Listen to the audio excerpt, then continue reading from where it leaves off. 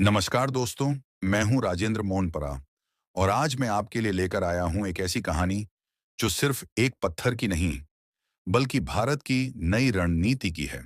Diamond, वो चमक जिसे सदियों से प्यार, शक्ति और प्रतिष्ठा का प्रतीक माना गया है।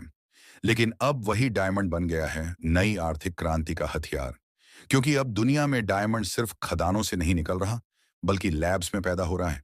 और इस बदलाव का सबसे बड़ा खिलाड़ी कौन है? भारत डायमंड की कहानी उतनी ही पुरानी है जितनी इंसानी लालच की। पहले अफ्रीका की धरती को ही डायमंड की जन्मभूमि कहा जाता था। 19वीं सदी में डिबियर्स जैसी कंपनियों ने इसे लग्जरी का सिंबल बना दिया।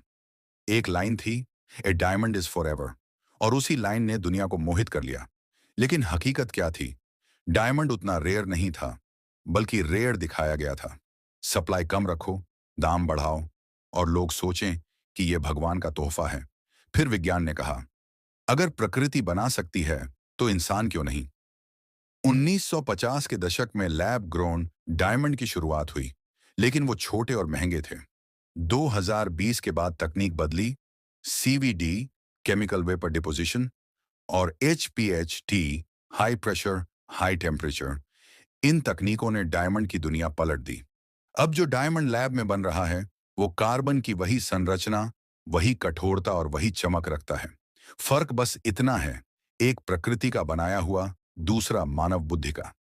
भारत हमेशा से डायमंड की कटिंग और पॉलिशिंग में माहिर रहा है। सूरत और मुंबई, दुनिया के 90% डायमंड यहीं तैयार होते हैं। लेकिन भारत ने अब एक कदम और आगे बढ़ाया है। अब हम सिर्फ दूसरों के पत्थर नहीं काट रहे, बल्कि अपने डायमंड खुद बना रहे हैं। सूरत की कई यूनिट्स अब सीवीडी डायमंड बना रही हैं, और सरकार ने इसे ग्रीन इंडस्ट्री स्टेटस भी दिया है। यानी आने वाले समय में यह भारत का नया एक्सपोर्ट इंजन बनेगा। 2024 में भारत ने लगभग 15,000 करोड़ रुपए के लैब ग्रोन डायमंड्स एक्सपोर्ट किए, और अनुमान है कि 2027 तक यह आंकड़ा 40,000 करोड़ पार कर जाएगा। अब सोचिए, एक ऐसा डायमंड जो दिखने में असली जैसा, लेकिन कीमत आधी या उससे भी कम। यानी अब लक्जरी सिर्फ अमीरों की नहीं रहेगी, बल्कि हर आम व्यक्ति की पहुंच में आएगी।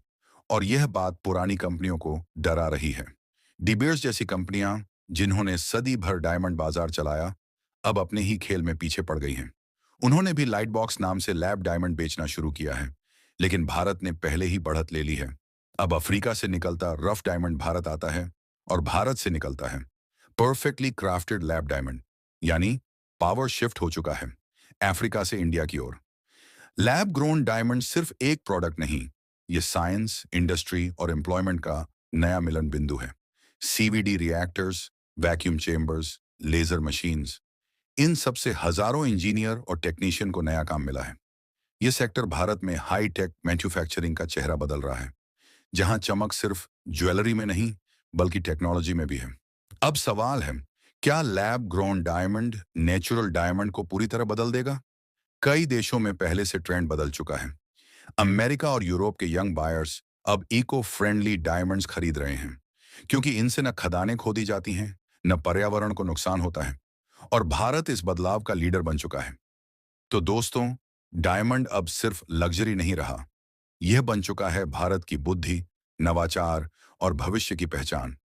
आने वाला दशक दुनिया को बताएगा कि डायमंड की असली चमक अब धरती के नीचे नहीं, बल्कि भारत की प्रयोगशालाओं में है।